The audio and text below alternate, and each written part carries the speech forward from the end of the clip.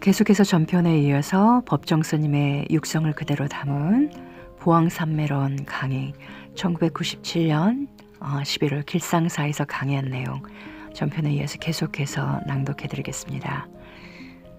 보왕산매론 7제부터 10번째까지 낭독입니다. 7제, 남이 내 뜻대로 순종해 주기를 바라지 말라. 남이 내 뜻대로 순종해주면 마음이 스스로 교만해진다. 그래서 성인이 말씀하기를 내 뜻에 맞지 않은 사람들로 무리를 이루라 하셨느니라. 묘미가 있는 말이에요. 내 뜻에 맞지 않은 사람들로 무리를 이루라는 거예요. 이게 뜻맞는 사람들끼리 살아야 하는데 뜻에 맞지 않는 사람들끼리 어울리라는 게 상당히 갸웃갸웃해지는데 한 가정을 두고 생각해 봅시다. 가정에 아무 탈이 없는 정말 서로 화합하고 화목한 가정이 이 세상에 더러 있겠지요. 많지는 않아요. 다 갈등이 있어요. 집안에 모두 효자만 있다면 좋을 것 같지만 그 집안 재미없어요. 인생을 모른다고요.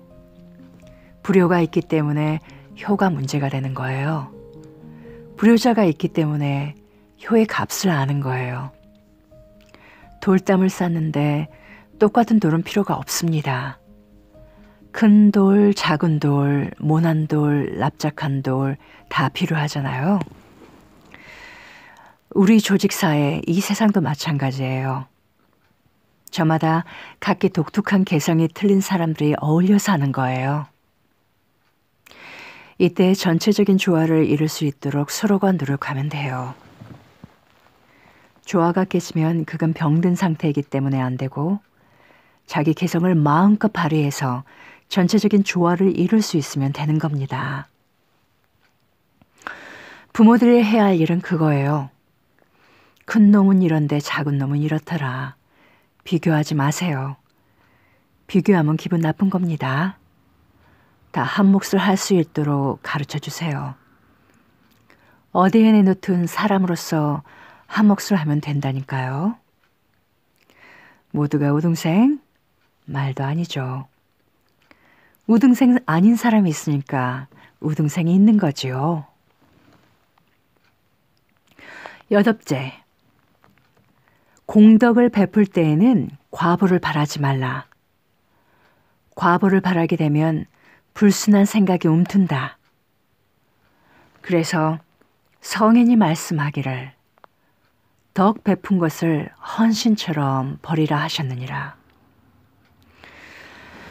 공덕이란 공적과 덕행이죠. 한마디로 선행이에요. 선행을 베풀 때는 과보를 바라지 말라. 결과를 바라지 말라는 거예요. 과보를 바라면 장사 속이에요. 신앙생활은 공리성을 배제해야 합니다. 계약이 아니에요. 기도할 때 요즘 수능시험 때문에 다급해진 엄마들 많지요? 결과에 집착하지 말아야 합니다. 합격이 됐든 불합격이 됐든 그 나름대로 의미가 있기 때문에 좋은 점수가 나오든 덜 나오든 결과에 집착하지 말고 그냥 최선을 다할 뿐이에요. 내가 안 할 수 없으니까 간절한 마음에서 기도할 뿐이지 따로 무슨 결과 갖고 따지지 말라니까요. 기도란 뭡니까? 내가 그렇게 하고 싶어서 그렇게 할 뿐이에요. 결과를 바라지 말라는 거예요. 내가 간절한 마음으로 하면 간절한 메아리가 있기 마련이에요. 그게 우주의 질서입니다. 공덕을 베풀 때에는 과보를 바라지 말라. 과보를 바라게 되면 불순한 생각이 움튼다. 그래서 성인이 말씀하기를 덕 베푼 것을 헌신처럼 버리라 하셨느니라. 9째, 이익을 분에 넘치게 바라지 말라. 이익이 분에 넘치면 어리석은 마음이 생기기 쉽다.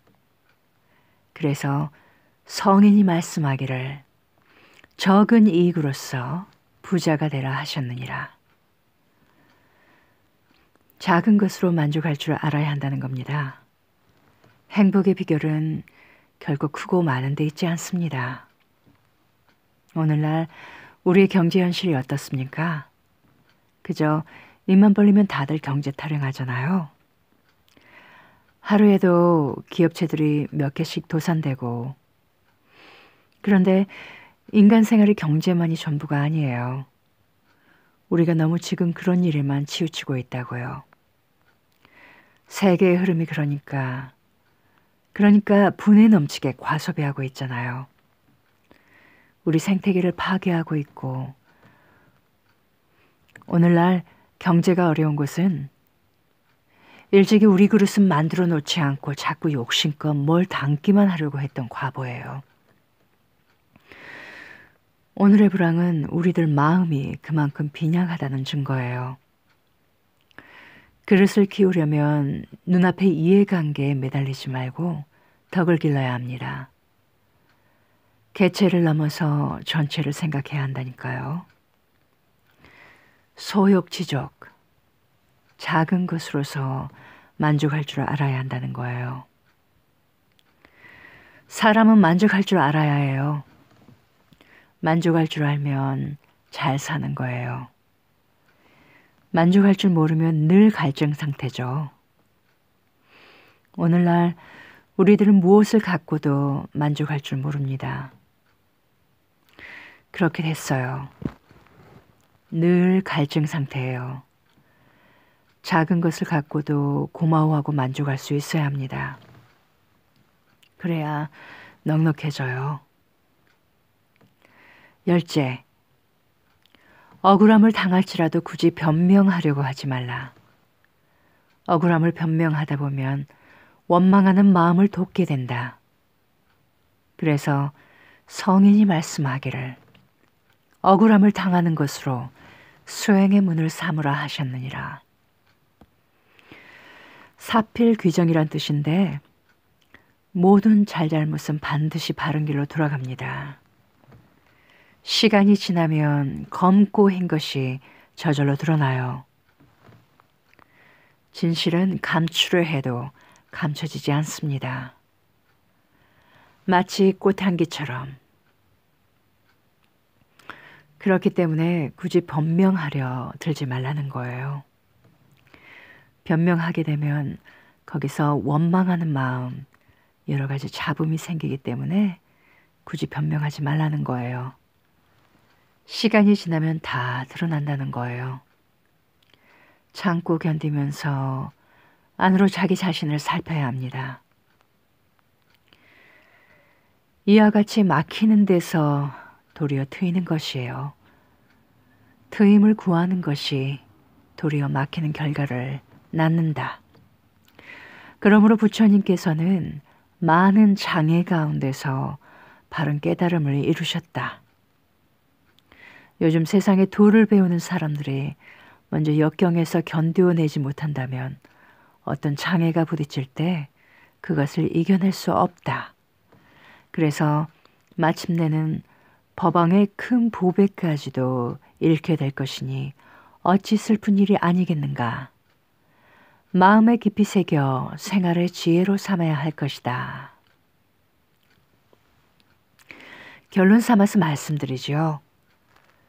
역경을 이겨내지 못하면 자신이 지닌 생명의 씨앗을 꼭 피울 수가 없습니다. 저마다 자기 나름대로의 꽃이 있어요. 다 꽃씨를 지니고 있다고요.